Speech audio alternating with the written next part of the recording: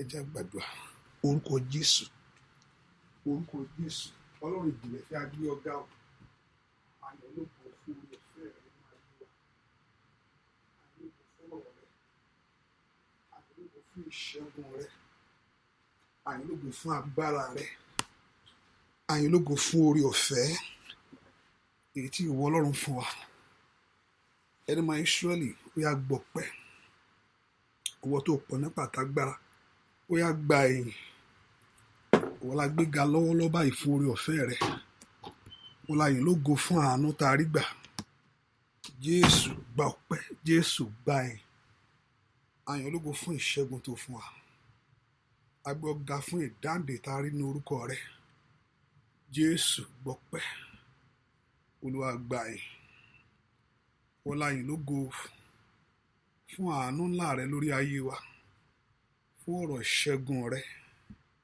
Ẹni máa Ísírẹ́lì gbọpẹ́, ẹni máa Ísírẹ́lì gba ẹ̀yìn. Bàbá, a gbójú wa sókè sí ọ láàárọ̀ yìí. Bàbá, a tọ̀ ọ́ wá fún àánú àtorí ọ̀fẹ́, fún ògo àtẹwà rẹ. Jésù járe ọ lónìí, náwó agbára ẹ̀mí mọ́ bú jáde, fi yánú rẹ hàn nínú ayé wa. A ó sì gbé ọ̀gá, a ó sì yìn ọ́ lógo láì lórúkọ Jésù Kristi Olúwa wa, àmín. Ọmọ Ọlọ́run, ẹ jẹ́ ká bẹ̀rẹ̀ sí dúpẹ́ lọ́wọ́ Jésù yìí, èyí tó pọ̀ nípa àtàgbára o. Mo fẹ́ ká fẹ̀mí ìmoore hàn sí Ọlọ́run yìí, èyí tí ń ṣe Alpha àti Omega, ìbẹ̀rẹ̀ ohun gbogbo, ìparí ẹ̀ lórí ayé wa. Ọlọ́run tó ràn wá lọ́wọ́ tí òjòjú tì wá, ọba tó fi ire fún ayé wa. Ẹnìkan, mo fẹ́ kó gbé ohùn rẹ sókè sí Ọlọ́run yìí, sọba tó pọ̀ nípa àtàgbára. Ọba tó pọ̀ nípa àtàgbára lórí ayé rẹ, lórí ayé ọmọ rẹ. Ọba tí òjòjú tì ọ́, ó náà mo fẹ́ kó dúpẹ́ lọ́wọ́ rẹ láàárọ̀ yìí o. Ọba tí ò jẹ́ kí bí ayé ṣe rò ó, tí ò jẹ́ orí bẹ́ẹ̀ fún ọ. Ọba tí ò jẹ́ bí ayé ṣe pèsè rẹ̀, tí ò jẹ́ ó tó rí bẹ́ẹ̀ lórí ayé rẹ̀. Àwọn fẹ́ kó gbé ohùn rẹ sókè pé kó dúpẹ́ lọ́wọ́ Ọlọ́run, lọ́wọ́ ẹlẹ́dàá yìí, fún oore gbogbo àti oore ọ̀fẹ́ èyí tá a rí gbà níwájú rẹ̀, fún àánú rẹ̀ èyí tó péye lórí ayé wa. Fẹ́ kó dúpẹ́ lọ́wọ́ Ọlọ́run, kó fẹ̀mí ìmoore hàn sí Ọlọ́run yìí pé Olúwa mi ò mọ̀ ṣe. Ọpẹ́ ni mo mú wá o, mo mú ìyìn wá síwájú ìwọ Ọlọ́run. I'm here to lift my voice before you. Mo wá gbé ohùn mi sókè fún ọpẹ́ ni o. I'm here to worship you. I'm here to exalt you, Jesus. Ìwọ Jésù ni mo wá gbé ga, torí ìwọ ni alágbára lórí ayé mi. Ìwọ lórí ọ̀fẹ́ ní ọ̀nà mi gbogbo. Ẹ kó dúpẹ́ lọ́wọ́ Jésù yìí. Let's lift our voice and begin to bless the Lord. Ẹnìkan, gbé ohùn rẹ sókè, fi ẹ̀mí ìmoore hàn sí Ọlọ́run. Dúpẹ́ lọ́wọ́ Ọlọ́run yìí fún oore ńlá èyí tó ṣe lórí ayé rẹ̀. Fẹ́ kó dúpẹ́ fún mi tó bá ayé rẹ̀ dé báyìí o. Pásítọ̀, pẹ̀lú eléyìí, bẹ́ẹ̀ ni orí ọ̀fẹ́ Ọlọ́run wà pẹ̀lú rẹ. Bẹ́ẹ̀ ni àánú Ọlọ́run sì dúró tì ọ́. Òun náà mo fẹ́ kó dúpẹ́ lọ́wọ́ Ọlọ́run yìí. Fẹ́ ká fi ẹ̀mí ìmoore hàn sí Ọlọ́run. Ó ní ẹ fi ọpẹ́ fún Olúwa nítorí pé ó ṣeun, nítorí pé àánú rẹ̀ ó dúró láéláé. Àánú rẹ̀ ò yípadà lórí ọmọ rẹ o, bẹ́ẹ̀ ni kò sì yípadà lórí ayé rẹ. Àánú Ọlọ́run ó kọ yọyọ lórí ayé wa, lórí ọ̀nà wa. Ọba tí òjòjú tì ọ́. Ẹ kó dúpẹ́ lọ́wọ́ Jésù yìí. Ọlọ́run mi ó ṣeun, Ọlọ́run mi ó ṣeun o. Ọlọ́run mi, mo yìn ọ́. Ọlọ́run, mo gbé ọ ga. Ìwọ gbòǹgbò ìdílé Jésè, ìwọ alágbára lórí ayé mi, lórí ayé ọmọ mi. Mo fi ọpẹ́ fún ọ lórí iṣẹ́ mi. Ìwọ náà mo dá gbogbo ọpẹ́ padà fún. bó ti ń ṣe lórí ayé mi ó ga o. Ọ̀rọ̀ rẹ tó wá sí ìmúṣẹ. Ẹnìkan gbóhùn rẹ sókè, mo fẹ́ kó dúpẹ́ ni o. Mo fẹ́ kó fẹ̀mí ìmoore hàn sí Ọlọ́run yìí. Ọba tí òjòjú tì ọ́, ọba tí òjò dẹni àgbégbìn, ọba tó gbogbo ìgbésẹ̀ rẹ tó ń gbé, òun gbé nínú ìyè ni. Ó ní ìṣísẹ̀ kan ló wà láàrin àti ikú àti ìyè. Ọba tó pé gbogbo ìgbésẹ̀ rẹ tó ń gbé, ọba tó kó jẹ́ kó gbé nínú ìyè. Ọ̀pọ̀lọpọ̀ ni mò ń lọ mò ń bọ̀ báyìí, ọ̀pọ̀lọpọ̀ ni ó bọ̀ o. Ṣùgbọ́n Ọlọ́run fún ẹ lórí ọ̀fẹ́ láti lọ, láti máa bọ̀. Kì í ṣe nípa agbára wa o, kì í ṣe nípa ìmọ̀ rẹ, bẹ́ẹ̀ ni kò ń ṣe nípa òye rẹ, bí kò ń ṣe orí ọ̀fẹ́ Ọlọ́run lórí ayé rẹ. Òun náà mo fẹ́ kó dúpẹ́ lọ́wọ́ Ọlọ́run pé Ọlọ́run ó ṣeun o fún ìfẹ́ tó ní sí mi. Ìfẹ́ náà pọ̀, ó ga o. Ìfẹ́ náà pọ̀ lórí ayé mi. Ìfẹ́ náà pọ̀ lórí ayé ọmọ mi. Ìfẹ́ náà pọ̀ lórí iṣẹ́ mi. Ìfẹ́ náà pọ̀ ní gbogbo ọ̀nà mi gbogbo. Ẹnìkan gbé ohùn rẹ sókè kó dúpẹ́ lọ́wọ́ ẹlẹ́dàá yìí pé ẹni mọ Ísírẹ́lì, ìwọ ni mo dá gbogbo ògo yìí fún. Ìwọ ló ń ṣe. Èwo mo lè ṣe? Èwo ni mo mọ̀? Ó pa ọmọ mọ́, ó pa aya mọ́, ó pa ẹbí mọ́. Ọba tí òjò orí ìbànújẹ́, ọ̀tá ń rò, ojoojúmọ́ ni Sátánì ń rò. Every day of our life that Satan have his evil plan concerning us. Every day of our life that but God always with us. Ẹni tí ò sùn nítorí tiẹ̀ pé kó má bàa ṣubú kòtò. Ẹni tí ò sùn nítorí ayé ọmọ rẹ kó má bàa dààmú. O bá fi ẹ̀ní láti dúpẹ́ lọ́wọ́ Jésù. O ṣé o, o ṣé o. Mo mọ oore tó o ṣe fún mi. Mo mọ rírì oore rẹ. Mo mọ àánú tí mo rí gbà. Mo mọ oore ọ̀fẹ́ ńlá èyí tó fún mi tọmọtọmọ. Ẹnìkan dúpẹ́ lọ́wọ́ Ọlọ́run pé Ọlọ́run mo dúpẹ́. I know the grace. I know that your love that you have received, that I have received from you. Mo dúpẹ́ fún ìfẹ́ tí mo rí gbà lọ́wọ́ ìwọ Ọlọ́run. Mo dúpẹ́ fún àánú ńlá àtòrí ọ̀fẹ́. Ẹnìkan dúpẹ́ lọ́wọ́ Jésù ṣe. Olùgbàlà ó ṣe o. Olùgbàlà ó ṣe o. Olùgbàlà ó ṣe. Ìwọ ni gbogbo ọpẹ́ yẹ.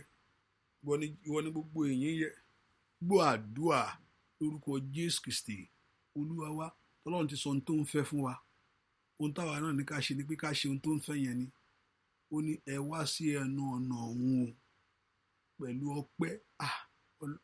Pásítọ̀, ṣé pé bí ayé mi ṣe rí ẹ sọ pé màá sì dúpẹ́?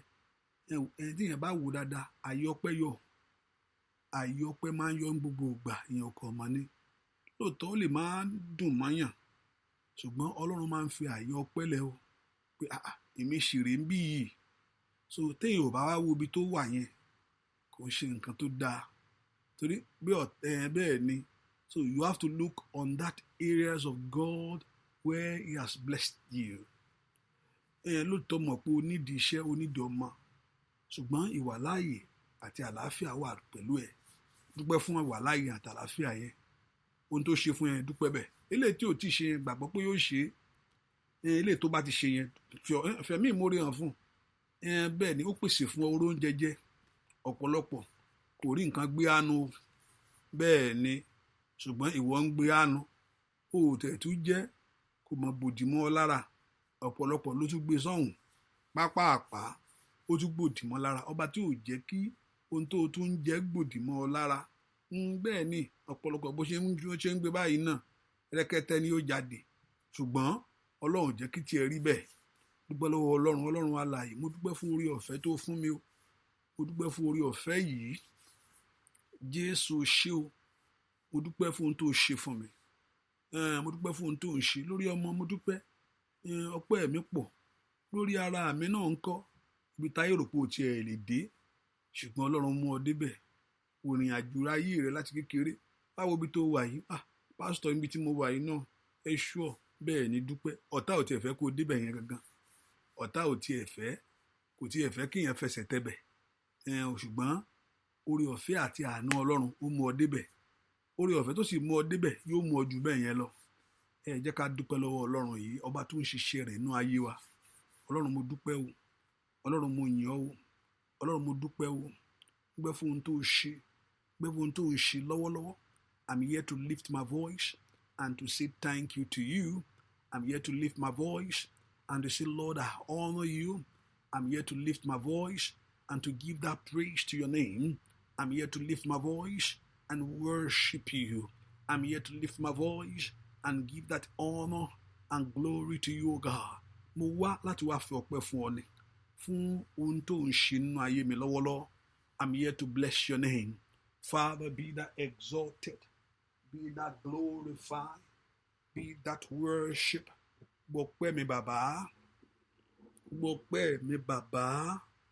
Ọpẹ́ ni mo mú wá o, ìyìn mo mú wá. Ìwọ tó pọ̀ nígbà tágbára, Ọlọ́run tó pọ̀ nígbà tágbára. Jésù o ṣé o, Jésù o ṣé o ṣé fún oore ọ̀fẹ́ yìí o. Jésù o ṣé o, bàbá ẹ ṣé, Jésù ẹ ṣé fún oore tẹ́ ṣe fún mi. Ọwọ́ rẹ dà. Bàbá ẹ ṣé, Jésù ẹ ṣé fún oore tẹ́ ṣe fún mi. Báyé ti fẹ́ fún mi nǹkan lórí, mo wá yìn ọ́ lógo. Bàbá ẹ ṣé, Jésù ẹ ṣé fún oore tẹ́ ṣe fún mi. Báyé ti fẹ́, báyé ti fẹ́ fún mi gan lórí, mo wá yìn ọ́ lógo lórí ọmọ gbogbo. Bàbá ẹ ṣé, Jésù ẹ ṣé fún oore tẹ́ ṣe fún mi. Báyé ti fẹ́, báyé ti fẹ́ fún mi gan lórí, mo wá yìn ọ́ lógo. O ṣé o, bàbá ẹ ṣé, Jésù ẹ ṣé fún oore tẹ́ ṣe fún mi. Ẹ̀yin ni bàbá tó tó bàbá, ẹ̀yin mà ní, ẹ̀yin ni bàbá tó tó bàbá, ẹ̀yin ni mà ní. Ìwọ mà ní Olódùmarè tó tó bàbá mi. Olóore ọ̀fẹ́ ńlá yìí ni bàbá tó tó bàbá mi. Ẹ̀yin ìwọ ni bàbá tó tó bàbá, ìwọ ni bàbá tó jù bàbá lọ. Ìwọ ló ṣe lórí ayé mi o. Dúpẹ́ pẹ̀mí ìmoore hàn tó bàbá. Kábíyèsí ńlá, olóore ọ̀fẹ́ bàbá mi. Bàbá tó tó bàbá, ìwọ mà ní tó tó bàbá mi. Ṣé Jésù bàbá tó tó bàbá, ó ṣé Jésù bàbá tó ju bàbá lọ. dúpẹ́ lọ́wọ́ Ọlọ́run ọba tó gbà ọ́, ọba tí ò jẹ́ kí kìnìún ayé gbé ọ jẹ. Dúpẹ́ lọ́wọ́ Ọlọ́run. Jésù o ṣé o, kábíyèsí mo fi yìn fún ọ. Jésù o ṣé o, Jésù o ṣé o, Jésù o ṣé o, Jésù o ṣé o. Ta la bá máa yìn, ta la bá máa gbéga, ta la bá máa yìn bí kò ṣe Jésù bàbá. Óyá óyá, ta la bá máa yìn, óyá óyá, ta la bá máa gbéga, ta la bá máa yìn bí kò ṣe Jésù ọba olóore ọ̀fẹ́. Kábíyèsí aláàánú mi o, Ọlọ́run mi. Tàlàbà máa yìn, tàlàbà máa gbéga, tàlàbà máa yìn bí kò ṣe Jésù ọba. Óyá óyá, tàlàbà máa yìn, kò ṣe tàlàbà máa gbéga, tàlàbà máa yìn bí kò ṣe Jésù ọba. Óyá óyá, kábíyèsí o ṣé, olóore ọ̀fẹ́ bàbá mi ńlá. Aláàánú mi o, olóore ọ̀fẹ́ ńlá, ọba ńlá tó ṣòun ńlá, olóore ọ̀fẹ́ lórí ayé mi. Mo dúpẹ́ fún ọ̀rọ̀ rẹ lórí iṣẹ́ mi, lórí ọmọ, lórí ẹbí.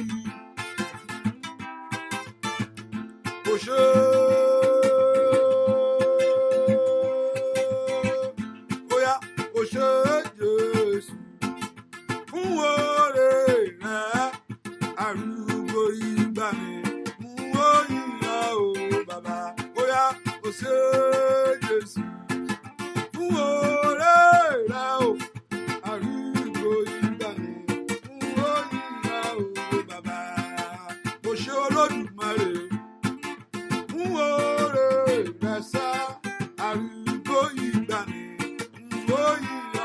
Kábíyèsí bàbá, mo ṣe Jésù fún oore rẹ o, arúgbó ìgbà yẹn, fún òyìnbó o bàbá. Mo ṣe Jésù fún oore rẹ sẹ́, arúgbó ìgbà yẹn, fún òyìnbó. Óyá óyá óyá óyá, o ṣe Jésù fún oore rẹ, arúgbó ìgbà yẹn.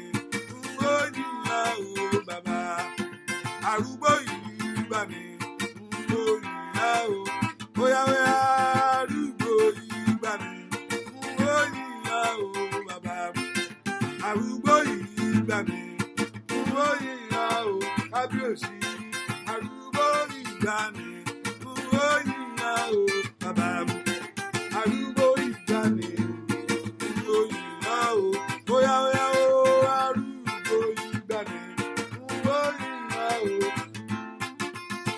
Arúgbó ìgbà ni òyìnbá o, kábíyèsí arúgbó ìgbà ni òyìnbá o bàbá. Dúpẹ́ lọ́wọ́ Ọlọ́run tó ṣàánú fún ọ, dúpẹ́ lọ́wọ́ Jésù tó gbà ọ́. Jésù ṣé o, kábíyèsí mo fi yìn fún ọ. Jesus should thank him, lift your voice, sing a new song to him. Bless the name of our God. Ẹ gbé Jésù ga láàárọ̀ yìí. Fẹ̀mí rẹ dúpẹ́ látọkàn rẹ. Thank him fún ọba tó fún ọ ní ẹ̀mí tó wà láàyè. Òun ló ní o, kò èèyàn kan ò ní agbára lórí ẹ̀. Ṣùgbọ́n ó fún ọ lórí ọ̀fẹ́. Ọlọ́run mo dúpẹ́, Ọlọ́run mo dúpẹ́ o. Ohun tó ṣe nínú ayé mi ó ga. Ohun tó ṣe ní ọ̀nà mi ó ga. Thank him for the plan that he has for you. Dúpẹ́ fún ètò tó ní fún ọ. Ọlọ́run mo gbé ọ ga. Hallelujah. Hallelujah sọ Ọlọ́run. Oh, mi hallelujah. Oh, mi hallelujah. ṣẹlẹ́dá mi. Ó tó bẹ́ẹ̀. Hallelujah. Hallelujah sọ́lọ́run. Oh, orin hallelujah. Oh, orin hallelujah. Ṣẹlẹ́dá mi. Hallelujah. Hallelujah.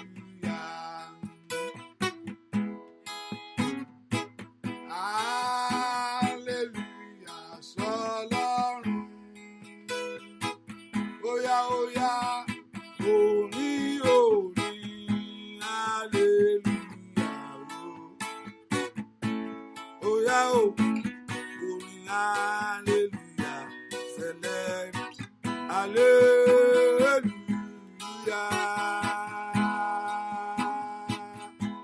Hallelujah ọwọ́ rẹ̀ dà. Hallelujah sọ́lọ́run alágbára gíga o. Orin hallelujah o.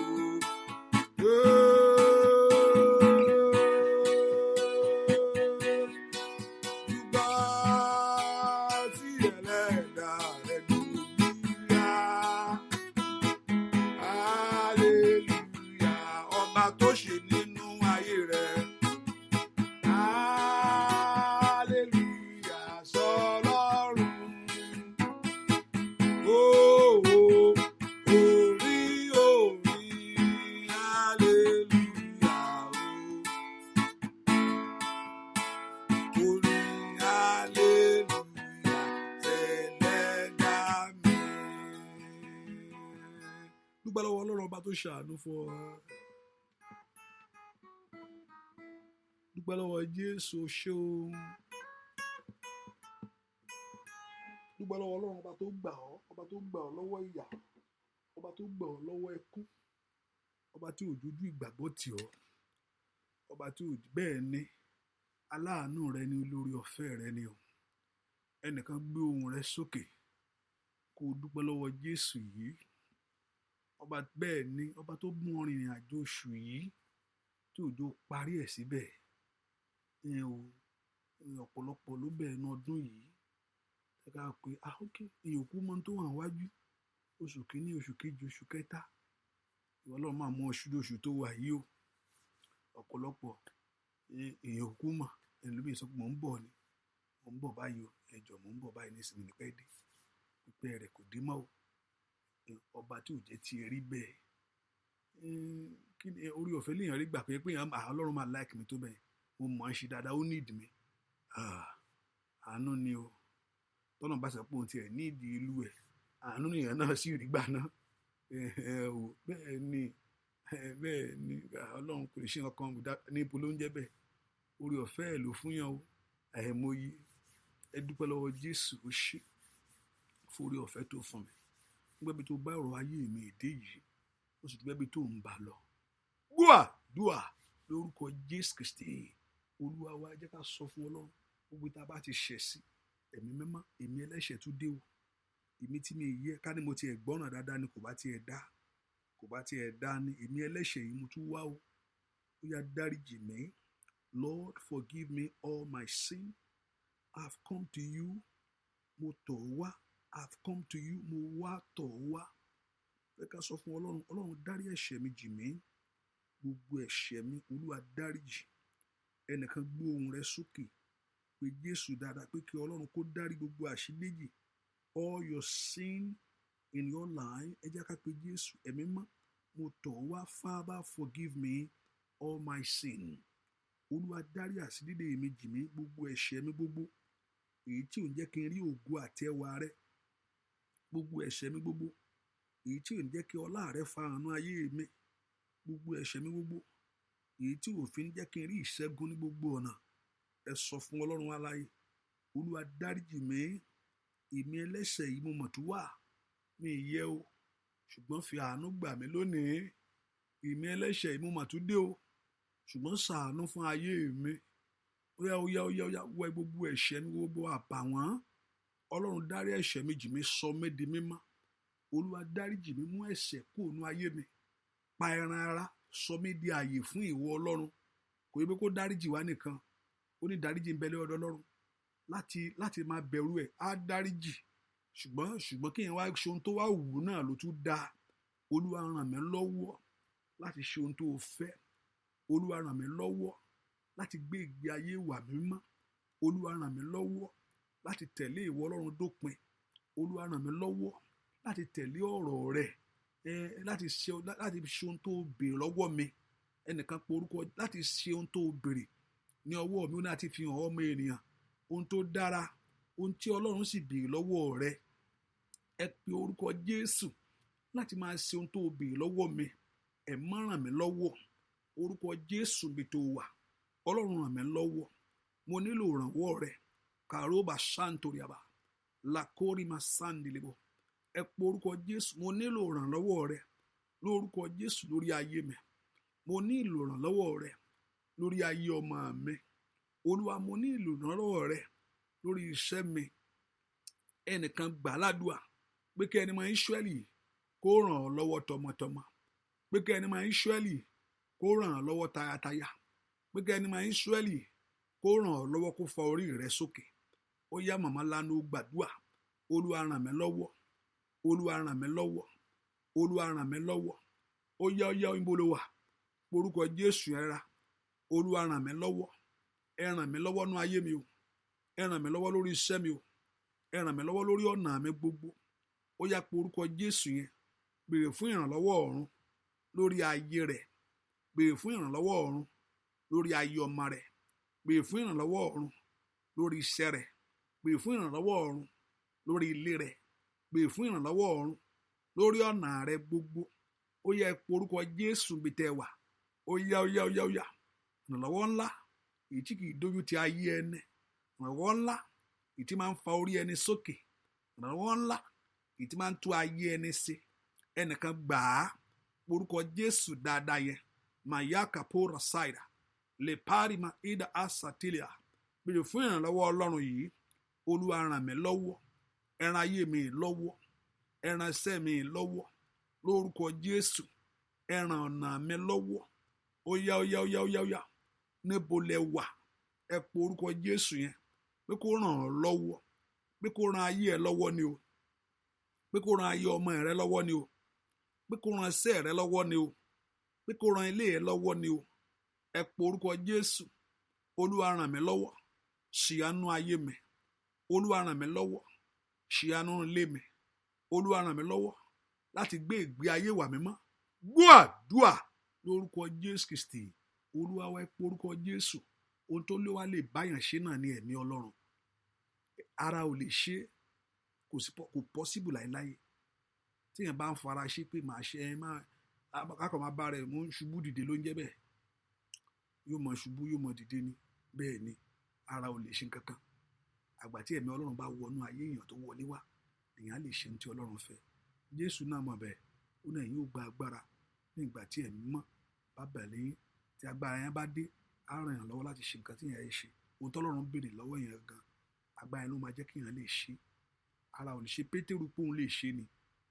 Pẹ̀lú ìgboyà tó ní. Pẹ̀lú gbogbo èèyàn kọ̀ ẹ́ lónìí o. Èmi ò ní kọ̀ ẹ́. Kó tó mọ̀ báyìí ilẹ̀ yakata ni o. Ó ti balẹ̀ yẹn yányá. Tí ò bá ṣe orí ọ̀fẹ́ tó fà á dìde padà, òun náà ò bá kú bí Júdásì ni. Á pokùnso ni. Pétérù náà ò bá pokùnso náà. Ẹ pé Jésù Sátánì sọ pé Pétérù, Sátánì ó ti pinnu kó máa mú ẹ o. Òun ti pinnu kó máa mú ẹ. Ṣùgbọ́n ó gbàdúrà fún ọ kí ìgbàgbọ́ rẹ má ṣe yẹ̀. Pétérù bá parí ìrìn àjò ayé rẹ̀ bí Júdásì ni o. Kò sí yàtọ̀ ńbẹ̀ o. Bẹ́ẹ̀ ni, ṣùgbọ́n àdúrà tí Jésù gbàdúrà fún ó yí ibi yẹn dànù lórí ẹ̀. Ọlọ́run yóò gbàdúrà fún ọ lónìí. Tọmọtọmọ ọ̀run yóò súre fún ayé yín. Ọ̀run yóò súre fún ọ. Látòkè ọ̀run wá, Ọlọ́run yóò gbàdúrà fún ọ. Ọlọ́run yóò sọ̀dà pé Ọlọ́run ti pinnu pé o ò ní ṣubú, o ò ní lọ. Gbà tí Jésù jíǹde, ẹni tó kọ́kọ́ béèrè náà ni ẹ lọ sọ fún Pétérù. Restoration, he restore him by ẹ̀mẹ́ta tó deny ẹ̀. ẹ̀mẹ́ta yẹn náà ló pè padà oore ọ̀fẹ́ yẹn kó balẹ̀ oore ọ̀fẹ́ yẹn and it now come with it now come with everything that you are doing anywhere you find yourself be faithful. That's the only thing. Is faithful. Truly he is a weak person, but faithfulness of him to Jesus Christ allow the grace of God to rest upon him. In anything where you find yourself, be faithful, be committed. Ohun tó fà nìyẹn. Ohun tó fà tẹ́ pé ó fi lórí ọ̀fẹ́ yẹn gbà nìyẹn. Tó o bá ṣe pé he was committed and loyal and faithful. Kò ní rí orí ọ̀fẹ́ yẹn. Bí Júdà kò ń ṣe bí Jádùsù bá ẹsẹ̀ kan ló dé ẹsẹ̀ kan ní ẹ̀kan ṣe bálabàlá kiri ń bẹ̀. Ìbí Jádùsù náà wà ń bẹ̀ tí Jésù gbàdúrà fún. Jésù sọ fún Júdásì pé ẹ̀mí èṣù wà pẹ̀lú Júdásì. Jésù sọ ó nígbà tó sọ ẹ̀mí bí ẹ̀mí èṣù yẹn sì wọ ẹ̀mí èṣù tí Jésù lé jáde tó sọ pé kò ní mú Pétérù kò sọ fún Júdásì pé kò ní mú kò tí ẹ sọ kankan ó kò lọ ní tiẹ̀ ó mọ̀ pé he is not committed, he is not faithful, he is not doing anything, he is not loyal kò gbé kankan sórí ó kò wà ń bẹ̀ ni ó tún gbé bá a ṣe owó orí àìló yẹ kó wo ọ̀bá ìmáa ná àbí báwo ni ẹ̀yẹ kan lọ fi ní lọ tà fún pọ̀ nínú àwọn ẹ̀yẹ káwọn pọ̀ máa ṣe fàájì eléyìí tí wọ́n bàbá fẹ́ dòró adúròró tó wọ́n ìsórí bẹ́ẹ̀ ni ẹ po orúkọ jẹ́ Olúwa jẹ́ orí ọ̀fẹ́ gbà Olúwa ràn mí lọ́wọ́ ẹ po orúkọ Jésù ẹ̀mí rẹ kó balẹ̀ ayé mi kàdárí àmà ó sàtàlì àbá ẹ̀mí rẹ kó gbé ayé mi wọ̀ rìtà kó ṣìkàtàyàbò ẹ̀mí rẹ kó gbé ọ̀nà mi wọ̀. Somebody say it in the name of Jesus. Maseto korate kelebo. Ẹ̀mí rẹ kó wọnú ayé mi. Let your spirit rest upon my life. Ẹ̀mí rẹ kó gbé ọmọ mi wọ̀. Let your spirit ẹ̀mí tí máa ń ran ayé ẹni lọ́wọ́ ní orúkọ èyí tí máa ń mú ìrìn déédéé. Ẹ̀mí tí máa ń ran ayé ẹni lọ́wọ́ tí máa ń mú mi tẹ̀lé ọ̀rọ̀ rẹ. Ẹ̀mí tí máa ń ran ayé ẹni lọ́wọ́ tó máa ń mú mi ṣèfẹ́ ìwọ Ọlọ́run. Ẹ po orúkọ Jésù ẹ béèrè fún ẹ̀mí yẹn. That grace, that spirit to help you. Ẹ̀mí tí máa ń tẹríba fún ọ̀rọ̀ Ọlọ́run o. Ẹ po orúkọ Jésù. Ìkàpátàkàtàkàpà. Matakapakata. The spirit of obedience and yielding to your word. Èyí tí máa ń tẹ̀lé ọ̀rọ̀ rẹ. Nítakapatẹ́tẹ́tẹ́. Dúà. Lórúkọ Jésù Kristi Olúwa wa. Ẹ̀mí mímọ́ ni mo fẹ́. Ọlọ́run alágbára o.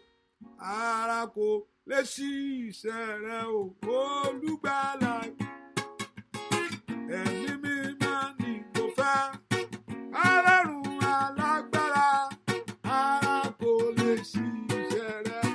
Olùgbàlà gbé mi wọ̀. Olùgbàlà gbé mi wọ̀. Olùgbàlà gbé mi wọ̀. Óyá o, agbára bí iná. Orí ọ̀fẹ́ ńlá. Olùgbàlà gbé mi wọ̀. Olùgbàlà gbé mi wọ̀. Ọmọtọmọ, tayátayá. Olùgbàlà gbé mi wọ̀. Olùgbàlà gbé mi wọ̀. Ara kò lè ṣiṣẹ́ rẹ o. Olùgbàlà gbé mi wọ̀. Ara kò lè ṣiṣẹ́ rẹ o. Olùgbàlà gbé mi wọ̀. Ọ̀pọ̀lọpọ̀ ọgbà pásítọ̀ mi gbàṣẹ Olúwa ẹnu iṣẹ́ gangan tó jẹ́ dókítà yẹn tó jẹ́ nọ́ọ̀sì yẹn tó jẹ́ tíṣà yẹn is the work of God to be a channel of blessing. Òun náà ni Sátánì ò fẹ́ kó ṣe. It's part of in our career is a channel for people to be touched by the Spirit of God. Ẹ po orúkọ Jésù. Olúwa gbé mi wọ̀. Olúwa sọ mí di alágbára. Olúwa gbé mi wọ̀. Agbára kan ló máa ń já ìdè tí máa ń yíbi dànù ayé ẹni o. Òun náà ni agbára Ọlọ́run. Olúwa gbé mi wọ̀. Olúwa sọ mí di alágbára. Àti ṣe rere tí yóò ní agbára àti dìde. A nira agbára Ọlọ́run máa fọ̀ ọ́ dìde. Arákùnrin yẹn 38 years kò lè kó omi tó wà. Agbára kan ló gbé dìde. Àgbà tí agbára ọ̀run gbé dìde. Ìwọ náà nídìí agbára òun tiraka. Ṣùgbọ́n tiraka ò tirají ṣubú. Mo orúkọ Jésù. Ó yá. Ó yẹ ẹ gbé ayé mi wọ̀. Ẹ gbé mi wọ̀ kẹ́ ẹ fà mí dìde. Ẹ sọ mí di alágbára. Intariama kosakoriaba. Ask the Lord God of heaven to empower you. Ẹ gbé mi wọ̀. Ẹ gbé mi wọ̀. Olúwa gbé mi wọ̀. Olúwa gbé mi wọ̀ kó já gbogbo èdèkídè. Olúwa gbé mi wọ̀ kí n tẹ̀lé ọ. Olúwa gbé mi wọ̀. Ikaparo katariaba. Somebody pray for the power of God. ẹ sọ fún ọlọ́run kó gbé ọ wọ̀ lọ́wọ́lọ́wọ́. Béèrè fún agbára ọlọ́run kọ́lọ́run kó gbé ayé ẹ wọ̀, kó gbé ayé ọmọ rẹ wọ̀. Ẹ sọ fún Jésù, Olúwa gbé mi wọ̀, agbára rẹ kó bà lé ayé mi. Gbọ́ àdúrà lórúkọ Jésù Kristi. Olúwa wa, ẹ pe orúkọ Jésù. Ẹni máa Ísírẹ́lì mo tọ̀ wá. Olúwa dìde, Olúwa dìde nínú ayé mi. Olúwa dìde, ó ní kí ọlọ́run kó dìde, pé kó tú àwọn ọ̀tá rẹ̀ ká. Ó ní àwọn tó kórìíra kó sì sálọ níwájú rẹ̀. Pé kó pe orúkọ Jésù. Olúwa dìde, Olúwa dìde fún ayé mi lónìí o. Pé kó pe orúkọ Jésù. Olúwa dìde lórí ọ̀rọ̀ ayé mi. Olúwa dìde, Olúwa dìde lórí ọ̀rọ̀ iṣẹ́ mi. Gbogbo yẹn bẹ́ kó pe orúkọ Jésù dáadáa. Bẹ́ kó sọ fún ọlọ́run pé kí ẹni máa Ísírẹ́lì kó dìde, kó fa orí rẹ lọ́wọ́ sókè. Bẹ́ kó pe orúkọ Jésù kí ọlọ́run kó dìde, kó fa ayé rẹ lọ́wọ́ sókè. Bẹ́ kó pe orúkọ Jésù pé kí ọlọ́run kó dìde, kó fa iṣẹ́ rẹ lórí sókè. Ẹ sọ fún ọlọ́run dìde fún ayé mi lónìí. Àgbà tọ́lọ́run bá dìde, nǹkan kan ò lè ṣẹlẹ̀. Ó ní kí Olúwa kó dìde, kó sì tú ọ̀tá rẹ̀ ká. Ọ̀tá tiẹ̀ náà ńkọ́? Ọ̀tá tiẹ̀ náà kó túká lónìí. Gbogbo tó ń dààmú ọkàn rẹ, tí ò jẹ́ kọ́kàn balẹ̀, tí ò jẹ́ kí ìlérí ṣẹ, gbogbo ogun amúnisìn, gbogbo amúnilẹ́rú, ní orúkọ, ẹ pe orúkọ Jésù. Gbogbo tí ò jẹ́ kí ìlérí ṣẹ mọ́ mi lára, tí ò jẹ́ kí n débi tí ó yẹ kí n dé, gbogbo tí ò jẹ́ kí n ní ohun tó yẹ kí n ní. Ẹ sọ fún ọlọ́run alààyè, Olúwa dìde nínú agbára rẹ lónìí. Kàpárì máa ṣàìdá. Sọ fún ọlọ́run kọ́lọ́run kó dìde nínú ìṣẹ́gun. Ìkàbródà kó lè máa sí kó pálí ara. Ẹ pe orúkọ Jésù. Olúwa dìde fún ayé mi. Arise, kó gbè mí níjà. Ó yẹ kó bọ́ lọ́wọ́ oko ẹrú o, kó bọ́ lọ́wọ́ oko gbèsè. Ní ntàríàmà kó parúsàtà. Gbogbo tí ò fún mi ní ìsinmi, Olúwa dìde. Somebody, can you pray? Ẹnìkan gbà ládùúà. Sọ fún ọlọ́run pé kí ọlọ́run kó dìde, kó gbè ọ́ níjà. Olúwa dìde kó gbè mí níjà. Olúwa dìde kó bá ogun nínú ayé mi. Can we pray? La patoriama, shatariama kó satayara, repantoriama cambradoha. Ẹnìkan gbà. Oya mama. Oh, masinda. Aile kinde leba o salia. Ailima usatelia. Orúkọ Jésù nbi tó wà ní. Oya. Ayo ọ̀tá ò gbọ́dọ̀ mú ẹ lóko ẹrú mọ́ o. Andaria ambaru satelia. Oya kò gbọ́dọ̀ bàjẹ́ fún ọ̀nà rẹ gbogbo. Olúwa dìde kó gbè mí níjà. Olúwa dìde kó dá ẹ̀tọ́ mi padà fún mi. Gbọ́ àdúà lórúkọ Jésù Kristi. Olúwa wa, mo ní ẹ pé ká gbàdúà. Ọlọ́run dìde o, kó bá mi lé gbogbo àlejò kálejò nú ayé mi. Gbogbo àlejò kálejò, gbogbo àlejò tó ti gba ọ̀nà àṣeyọrí mọ́ mi lọ́wọ́. Jẹ́ pé àṣeyọrí gangan ò rí bí jókòó sí mọ́. Gbogbo àlejò kálejò tó ti gba ìbùkún fẹ́ wọlé, kò rí ìbùkún ò rí bí jókòó sí mọ́. Gbogbo ó ní àyà yóò pa àlejò, wọ́n sì bẹ̀rù jáde ibi tán dúró sí. Gbogbo tó ti gba ọ̀nà mọ́ mi lọ́wọ́, gbogbo tó ti gba ọ̀nà mọ́ ayé mi lọ́wọ́, èyí tí ò jẹ́ kí ìsinmi farahàn, èyí tí ò jẹ́ kí orí ọ̀fẹ́ dé, gbogbo tó ti occupy. Remember, wọ́n ní èmi ìṣúná tó bá jáde, a wá lọ, a padà wá, a wá occupy ni. Pé àníṣe níbi kẹ̀, ó lè lọ bí kankan o. Wá porúkọ yìí, kọ́lọ́run kó bẹ̀rẹ̀ sí lé wọn jáde. Ọlọ́run bá mi lé wọn jáde nínú gbogbo tó ti gba ọ̀nà nú ayé mi, gbogbo tó ti gba ọ̀nà nú ayé ọmọ mi, gbogbo tó ti gba ọ̀nà lórí iṣẹ́ mi, gbogbo tó jẹ́ kí n ní àṣeyọrí ohun rere. Ẹ pe orúkọ Jésù. Olúwa lé wọn jáde. Olúwa lé wọn jáde. Olúwa lé wọn jáde. Olúwa lé wọn jáde. Olúwa lé wọn jáde. Olúwa lé wọn jáde. Olúwa lé wọn jáde. Ẹ gbà ládùúà. Olúwa lé wọn jáde. Gbogbo tí ò fẹ́ rere fún ọ, tí ò jẹ́ kí ọkàn balẹ̀, gbogbo tí ò jẹ́ kí ayé ẹni dìde, gbogbo tí ò jẹ́ kí ayé ẹni nàró kíákíá. Ẹ pe orúkọ Jésù. Olúwa lé wọn jáde. Olúwa lé ohunkóhun jáde nínú ayé mi. Olúwa bá gbogbo agbára kágbára wí nínú ayé mi, èyí tí ò jẹ́ kí ìṣeré ẹ farahàn. Gbogbo agbára tí ń bá ayé mi jàkadì, gbogbo agbára tí ń bá ayé mi jàkadì. Somebody pray that not out to allow you. Only we are not fighting against the flesh and blood. Gbogbo tó ń bá ayé mi jàkadì lórí ọmọ, gbogbo tó ń bá ọ̀nà mi jàkadì lórí àṣeyọrí ayé mi lórúkọ tí ò fẹ́ kó rọrùn tí ò fẹ́ kí n rí easily lórúkọ Jésù. Tell the Lord Jehovah God, begin to remove it, all that stands as hindrances and obstacles to my glory, to my blessing, in the name of Jesus. Gbogbo tí ò jẹ́ kó jáde, ẹ pe orúkọ Jésù. Gbogbo tó dá ògo gúnlẹ̀, tó dá ìbùkún gúnlẹ̀, lórúkọ Jésù. Olúwa bẹ̀ sí lé jáde, Olúwa lé ẹ̀mí ẹ jáde, Olúwa lé agbára ẹ jáde. Somebody pray. Aile Masaida. Somebody tell the Lord, Olúwa lé ẹ̀mí ẹ jáde, Olúwa lé agbára, gbogbo agbára tí ń tà kí ń rà lórí ayé mi. Somebody pray. Masentori Amasanda. Gbogbo tí ò fẹ́ gbàyè gbà mí pé kó rọrùn, pé kí ìlérí ṣẹ. Gbogbo tí ò fẹ́ kó orógo tiẹ̀ náà lò. Mentari Amakapa. Gbogbo tí ń bá ògo fínra, gbogbo tí ń bá ògo jà ní orúkọ Jésù. Gbogbo ogun amúnisìn, gbogbo ogun amú ayé ẹni lẹ́rú. Somebody pray, lift a voice. Olúwa bẹ̀ sí lé jáde nínú ayé àwọn ọmọ mi, lé jáde lórí iṣẹ́ mi, lé jáde nínú ọ̀nà mi, lé jáde nínú àgọ́ ara mi. Àlejò òkùnkùn, in the name of Jesus. Àlejò òkùnkùn pẹ̀lú májẹ̀mú rẹ̀. Àlejò òkùnkùn in my life. Àlejò òkùnkùn in the life of my family, in the name of Jesus. Èyí tí ò jẹ́ kí n rí ọwọ́ yọ. Somebody pray. Èyí tí ò jẹ́ kó rọrùn yẹn o. Somebody pray.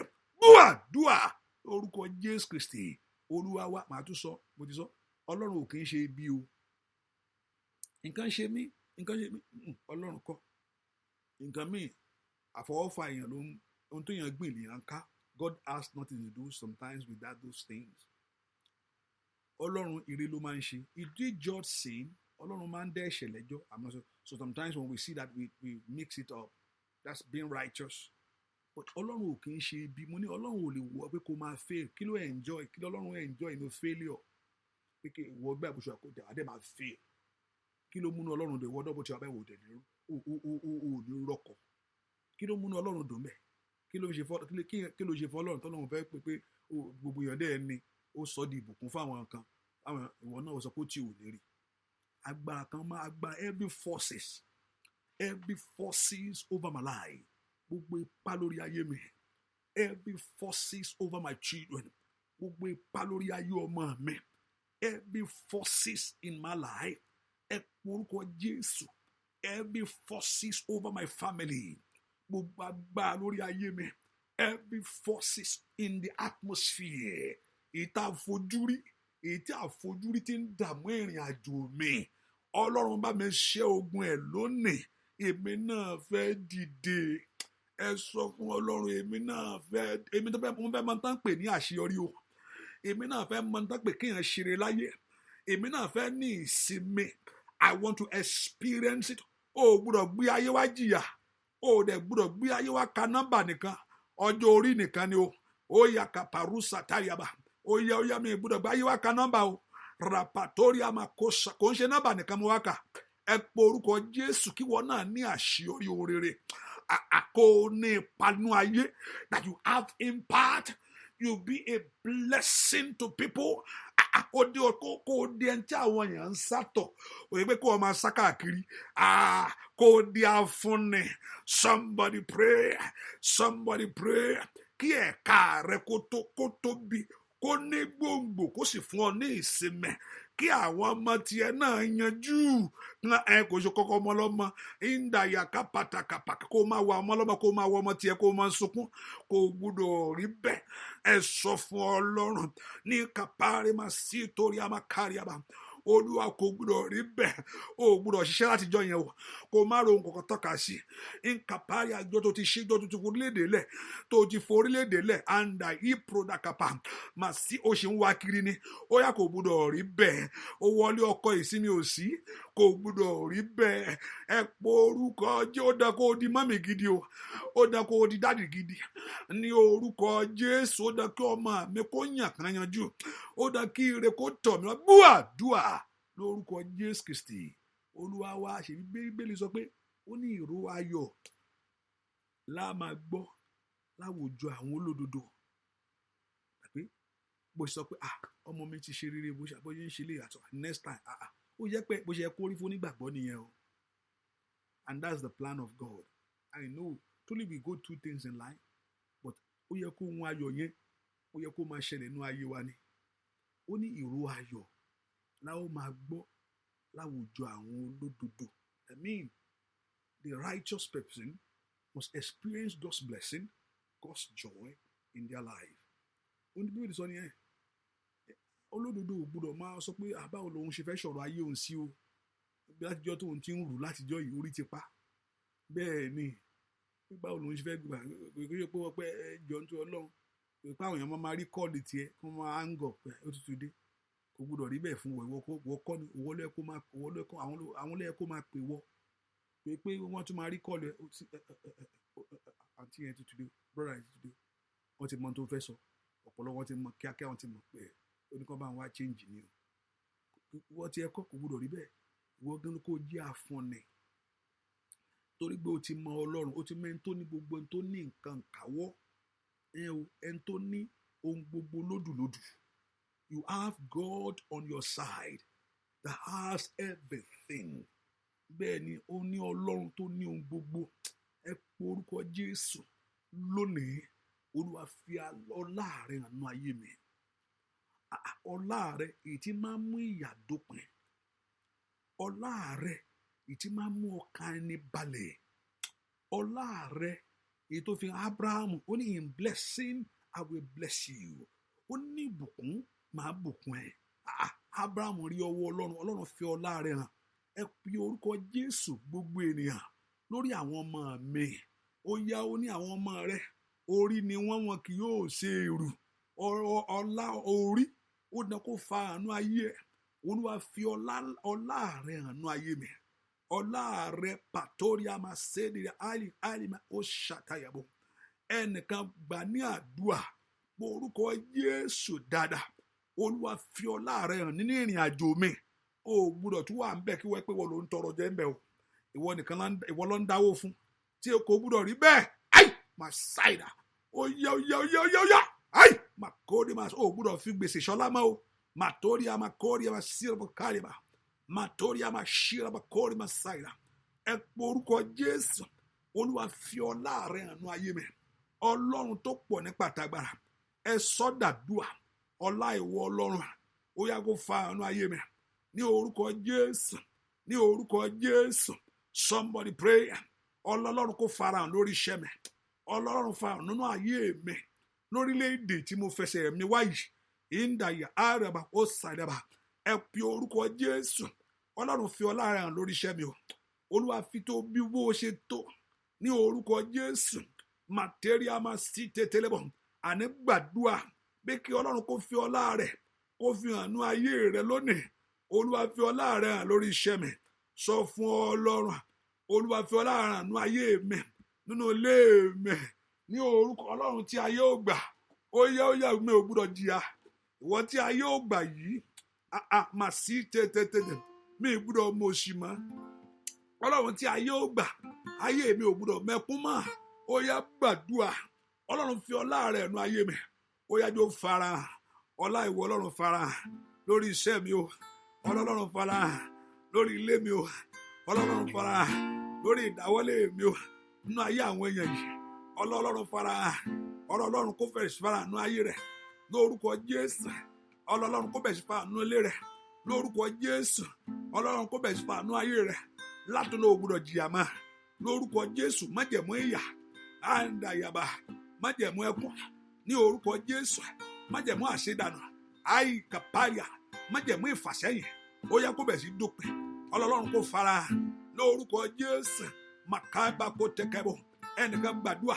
That the glory of the Lord only arise and shine. For your light has come. The glory of God have been risen upon thee. Ẹ pe orúkọ Jésù. Ọlọ́run kó bẹ̀rẹ̀ sí farahàn nínú ayé mi láti lọ. Ọlọ́run dàpọ̀ mọ́ ọ̀nà mi. Lórúkọ Jésù. Dàpọ̀ mọ́ ayé mi. Ní orúkọ Jésù. Kí ayé ẹ kó kúrò nínú pẹ̀rú. Ayé ẹ kó kúrò nínú pẹ̀rú. Ayé ẹ kó kúrò nínú pẹ̀rú. Dúà lórúkọ Jésù Kristi. Olúwa wa Olúwa ó ti tóbi tó. Olúwa ó ti tóbi tó.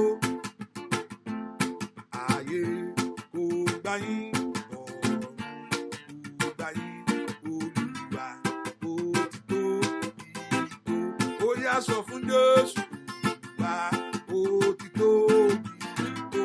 Alágbára, Olúwa ó ti tóbi tó. Ayé kò gbà yín, ọ̀run kò gbà yín, Olúwa ó ti tóbi tó.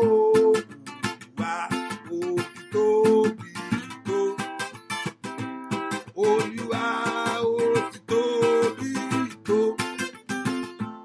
Ayé kò gbà yín, ọ̀run kò gbà yín, Olúwa ó ti tóbi jù. Olúwa ó ti tóbi tó.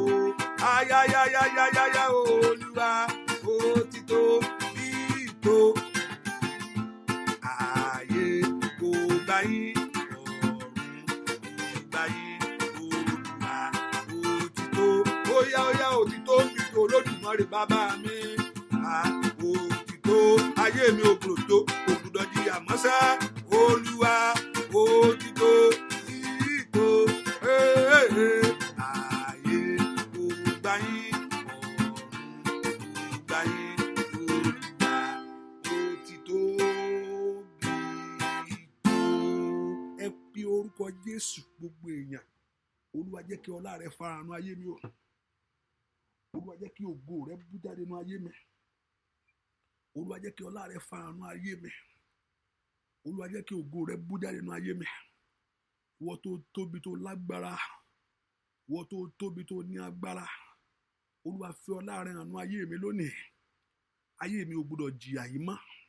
Èmi ò mọ ìyà tó fẹ́ kọ̀, ọ̀run ẹ bá mi kọ̀ ọ́. Mo ní Ọlọ́run ní kọ̀yà fún ayé ẹni, iṣẹ́ ò kọ̀yà fún yẹn o. Apá rárá èjìká rere kan, tí Ọlọ́run ò bá kún apá yẹn á kán. Ṣùgbọ́n tí Ọlọ́run bá fọwọ́ kún apá yẹn, yóò ga. Kò ń ṣe pé jẹ́ kí n. Many people have put effort in life. Ọmọjọ́ tó ti ń sá kiri, ọmọjọ́ iṣẹ́ tó ń ṣe yẹn. Ó wá dán kí ọ̀run kó dá sọ́rọ̀ ẹni. Ó yẹ àkókò ti tó, ọ̀run ẹ dá sọ́rọ̀ mi.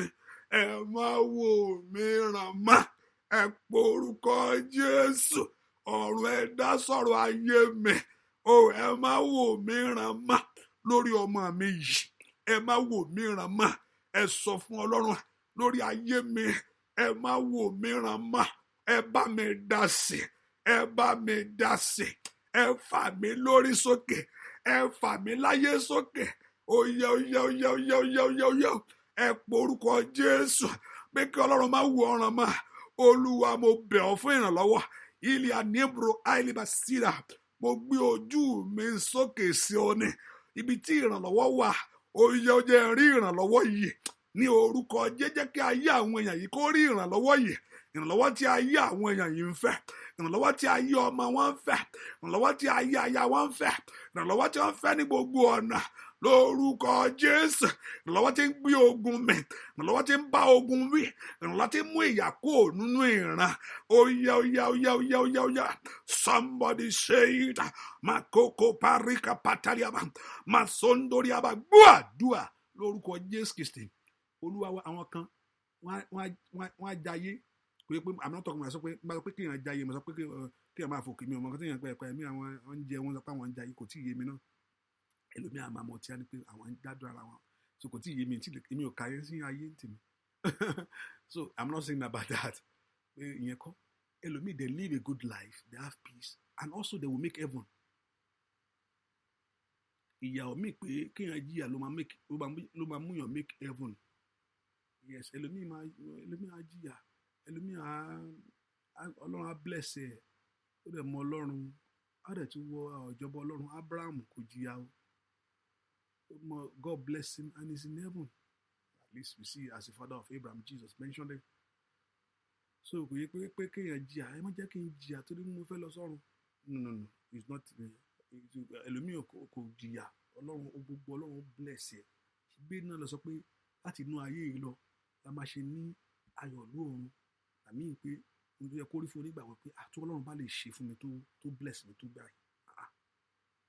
pé bọ́lọ́run bá ṣe ìgbórí mi sókè inú ayé tó fún mi lọ́kàn balẹ̀, báwo lọ́run ṣe fẹ́ rí, bó ṣe yẹ kó rí fún nígbàgbọ́ nìyẹn o.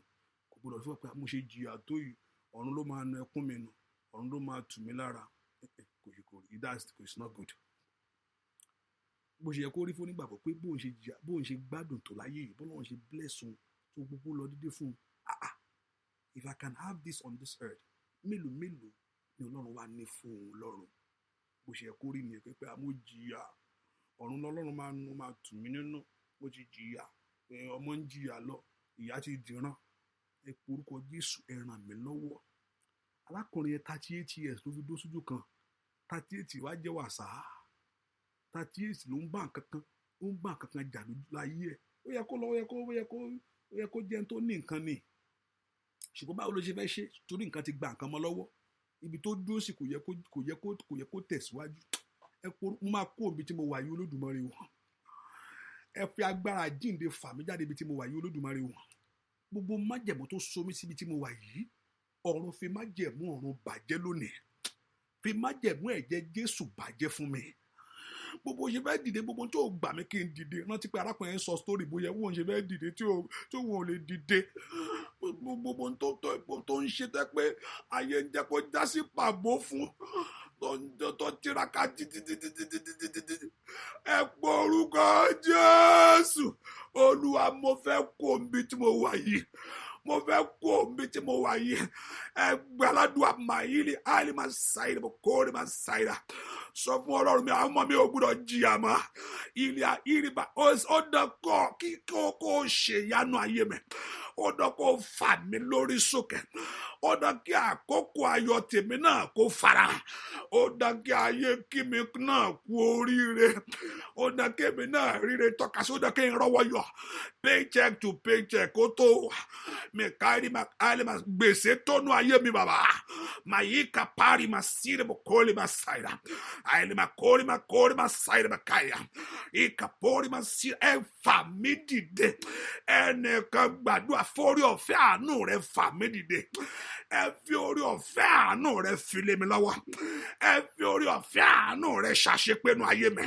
Can you lift your voice and pray to God in the name of Jesus? Gbogbo agbára kágbára tí ń yọjú lórí ọ̀rọ̀ mi. Gbogbo májẹ̀mú kó ń tó mi, gbogbo ìlérí kí ìlérí, gbogbo òfọwọ́sowọ́pọ̀ òkùnkùn, gbogbo ẹ̀mí kẹ́mí àtàgbára kágbára. Gbogbo agbára tí ò fẹ́ kó rọrùn. Gbogbo agbára amúnisí amúnilẹ́rú. Nú ọ̀nà mi ìrìn àjò mi. Ẹ bẹ̀rẹ̀ sí tẹrí ẹ̀ bá. Ẹ bẹ̀rẹ̀ sí tẹrí ẹ̀ bá. Ẹ gbè mí níjà. Somebody pray. Ask the Lord to fight for you.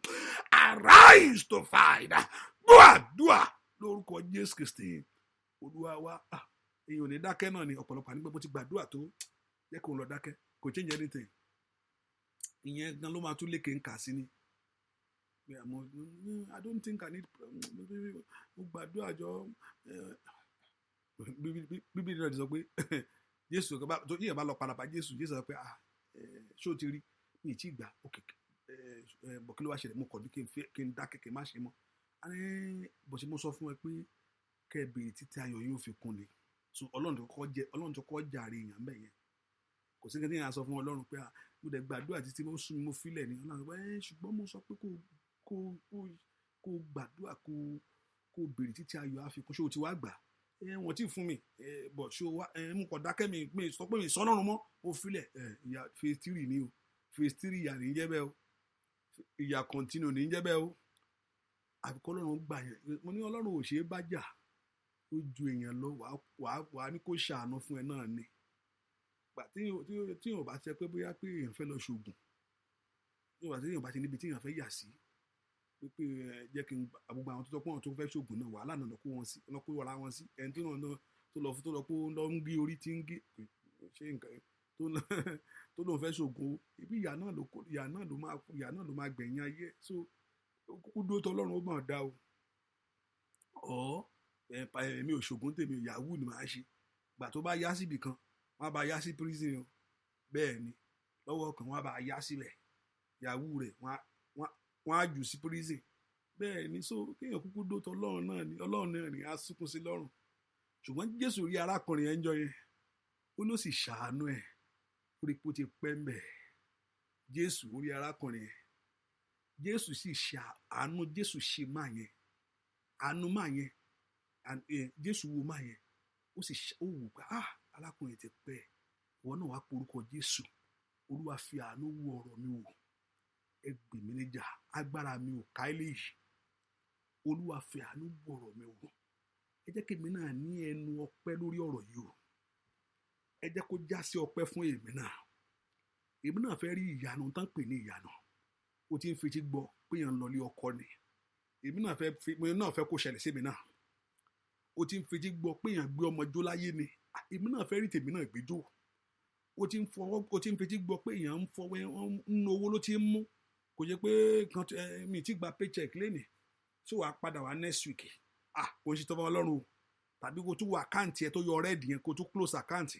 Ọ̀pọ̀lọpọ̀ tó bá ṣí báàkì àkáǹtì ẹ̀ bá ẹ̀rín ò sí mbẹ́ o, o gbọ́dọ̀ tún ṣí báàkì àkáǹtì kó login, ní ẹ̀ tó login sákáǹtì kó tún máa sunkún pé kí ni gbogbo ilé ìwà gbèsè lọ́tún gbèsè lọ́sì, àti gbogbo ẹ̀ ti yọ rẹ́ẹ̀dì ni, ìyẹn ò gbọ́dọ̀ tún máa rí fóònù hello àwọn ló tún pè mí yẹn collect call ń jẹ́ bẹ́ẹ̀, ìyẹn ò gbọ́dọ̀ tún wo fóònù tó tún fọwọ́ kan gbé hello mi gbọ́ yín dáadáa, ó gbọ́ ó hang up ó tú lẹ́nu torí pé kí ni gbèsè dé, ìyẹn ò gbọ́dọ̀ tún jókòó pé báwo ló ń ṣe máa ṣe kí gbèsè tún di ìrònú. Ẹ po orúkọ Jésù, ìyẹn ò gbọ́dọ̀ tún máa sunkún lórí iṣẹ́ tó ń ṣe, business yẹn ò gbọ́dọ̀ tún dẹkun fún ẹ pé báwo mo ṣe á fẹ́ ṣe pẹ̀lú gbogbo owó tí mo kó sí bí yìí, máa ṣàìrà, ò gbọ́dọ̀ tún jìyà bó ṣe rán ọmọ sí skul tó yẹ kó fẹ̀yìntì kó wá máa jẹ wọn mọ́, ìyẹn o. Ẹ pe orúkọ Jésù, ẹ̀yin ọ̀run ẹ dìde fún ọ̀rọ̀ mi, ó fi àánú wò fún mi lónìí ni o, ó pe orúkọ Jésù dáadáa, ẹ bá ń fi àánú yanjú ẹ lónìí ni, ó lè àkárí máa sí ibà kó lè máa ṣàìrà, ẹ gbọ́n ìyàkó, ẹ bá gbára ẹ wí, ó bá ń bá gbára ẹ wí, ó bá ń bá gbára ẹ wí, ó bá gbára ẹ wí nínú ayé mi, ó bá gbára ẹ wí nínú ayé ọmọ mi, ó bá gbára ẹ wí nínú ayé àwọn èèyàn yẹn lórúkọ Jésù. Agbára tó lóun ò ní gbà yẹn, májẹ̀mú tó lóun ò ní gbà yẹn, ó bá májẹ̀mú yẹn wí ni o lórúkọ Jésù. Ó ṣe bí Ọlọ́run lórí ọ̀rọ̀ mi ni, somebody say it, ó ṣe bí Ọlọ́run lórí ọ̀rọ̀ mi, somebody say Ọlọ́run ṣe bí Ọlọ́run lórí ọ̀rọ̀ mi. Àìlẹ̀ pé ohun tó bá sọ náà ni, sọ fún Ọlọ́run kó ṣe bí Ọlọ́run lórí ọ̀rọ̀ rẹ lónìí. Olúwa ṣe bí Ọlọ́run lórí ọ̀rọ̀ ayé ọmọ mi, ṣe bí ohun tó bá sọ ní kàtàlí máa ṣàì, ohun tó bá wí náà ni, àìkàtàlí àtà ló fẹ́ sọ nígbà tó o sọ, ta ló fẹ́ sọ pé yóò ṣẹlẹ̀ nígbà tó o bá sọ pé kó ṣẹlẹ̀. Ó ṣe bí Ọlọ́run ni o, ó ṣe bí Ọlọ́run ni o. Ó ní ta ni ìwọ òkè níwájú Serubábélì, màílì màálì máa ṣàìrà. Ó ní ta ni òkè níwájú ìwọ Serubábélì, ta ni ìwọ òkun pupa níwájú ìwọ Ọlọ́run. Ó ní òkun parí Ọlọ́run ó sì bìlà, àìlì káórí máa ṣàìrà. Somebody say it, bí kí Ọlọ́run kó ṣe bí Ọlọ́run lórí ọ̀rọ̀ ayé ẹ, lórí ọ̀rọ̀ ayé ọmọ rẹ, lórí ọ̀nà rẹ gbogbo, kí àánú kó fọwọ́n, kí orí ọ̀fẹ́, ìgbédìde àti ìfàlọ́wọ́sókè lórúkọ Jésù kó ṣẹlẹ̀, kí ohun ọ̀tun kó bẹ̀rẹ̀, kí àánú kó fọwọ́n. Gbọ́ àdúrà lórúkọ Jésù Kristi Olúwa wa. Ẹ pé orúkọ Jésù. Olúwa má jẹ́ rí ohun tá ń pè ní ẹkún kó jìnnà sí ọ̀nà mi. Olúwa má jẹ́ sunkún o, ìbànújẹ́ má jẹ́ wọlé tọ̀ mí wá. Ẹ pé orúkọ Jésù.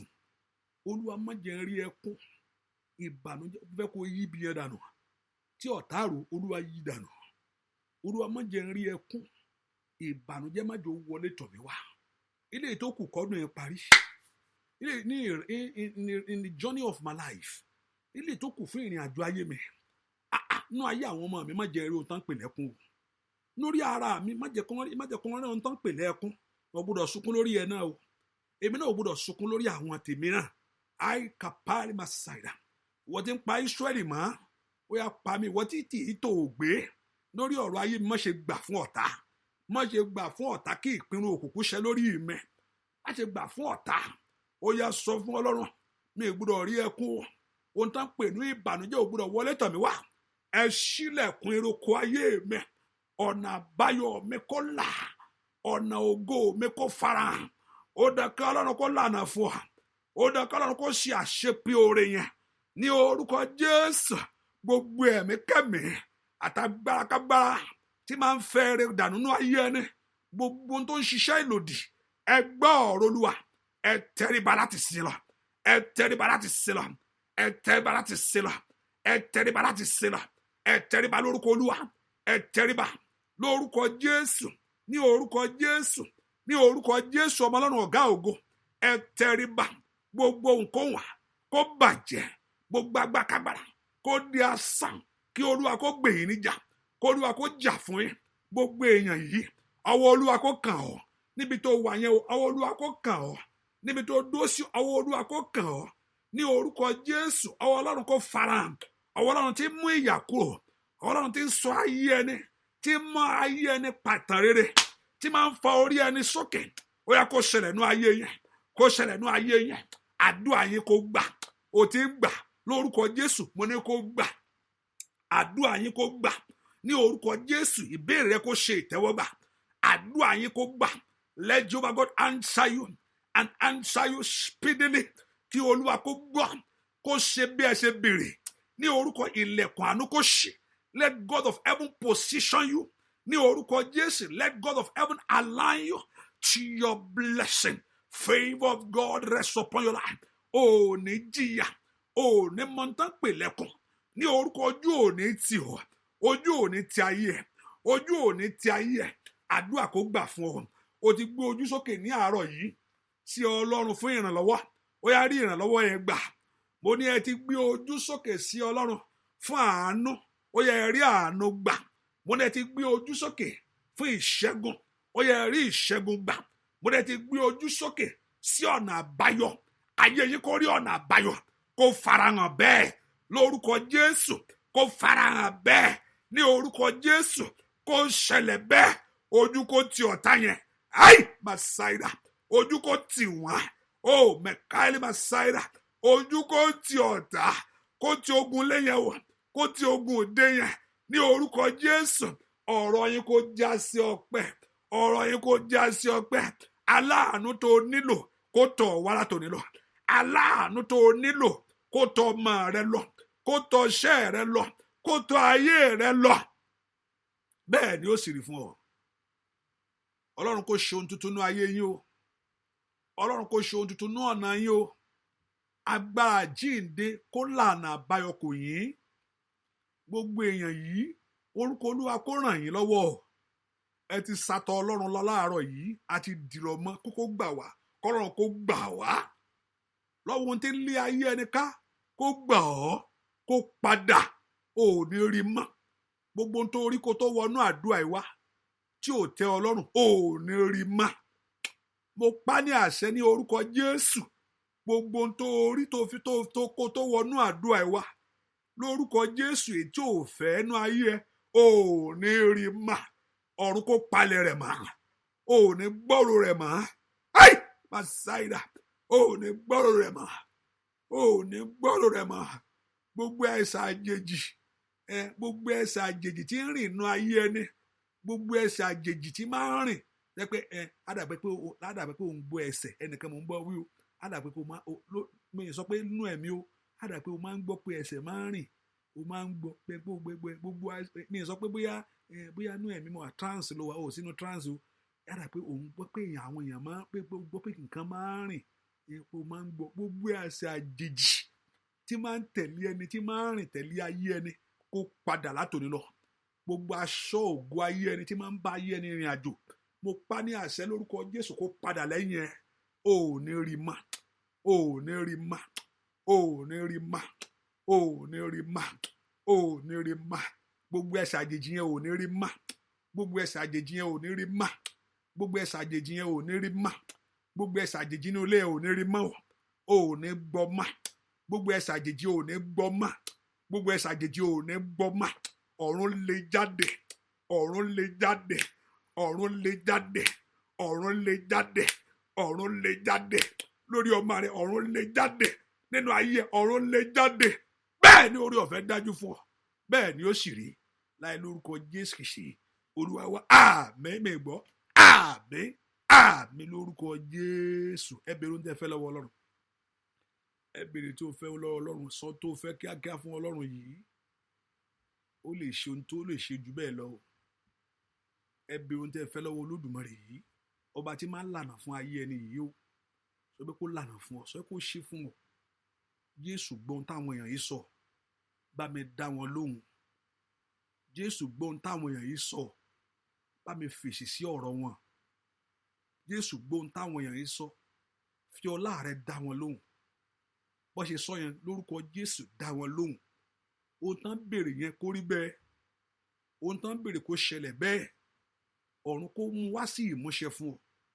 Lórúkọ Jésù, ohun tó sọ ẹ gẹ́lẹ́ bó ṣe wí, ọ̀run kó mú wá sí ìmúṣẹ ní kánkán. We ask speedily tàbí kí ọ̀run kó mú wá sí ìmúṣẹ fún ọ kánkán. Bẹ́ẹ̀ ni ó sì rí láì lórúkọ Jésù Kristi Olúwa wa, àmín. Ọlọ́run yóò fààyè gbà ẹ́ o. Bẹ́ẹ̀ ni Ọlọ́run yóò fi ààyè gbà ọ́. Ọlọ́run yóò, ibi táyé sọ pé ò ráyè, Olúwa Ọlọ́run alààyè yóò fi ààyè gbà ọ́. Ààyè á gbà ẹ́. Ọlọ́run yóò fi ààyè gbà ọ́. Bẹ́ẹ̀ ni yóò kó Olúwa kó yọ omi ẹ sí mọ́. Agbára àjíǹde kó wọnú omi ẹ lọ. Lórúkọ Jésù, ìṣẹ́gun kó wọnú omi ẹ lọ. Ìwòsàn Ọlọ́run kó wọnú omi ẹ lọ. Lórúkọ Ọlọ́run kó wọnú omi ẹ lọ. Kó rí bẹ́ẹ̀. Bẹ́ẹ̀ lárí láì lórúkọ Jésù Kristi Olúwa wa, àmín, àmín, àmín lórúkọ Jésù. Ẹ jẹ́ ká mọ̀ pé àdúrà tẹ̀síwájú. Ọlọ́run ràn lọ́wọ́, Ọlọ́run yóò sì bùkún. Let's share the grace together. Oore ọ̀fẹ́ Jésù lọ wa, ìfẹ́ mọ́ ti Ọlọ́run. Ohun tó wí kó rí bẹ́ẹ̀ o, ò ní ṣàìsàn. Àìsàn ò ní ṣe o. Wọ́n ní rọ́ọ̀ṣì ẹ lọ hospital. Ọlọ́run cancel ẹ lórí ayé rẹ̀. Ogun ẹgbẹ́ lọ hospital. Ọlọ́run cancel ẹ. Olùwòsàn ń wò ọ́ sàn. Orí ìṣẹ́gun Jésù Olúwa wa, àmín, àmín lórúkọ Jésù. You are blessed and highly favored. God bless you. Thank you for being here.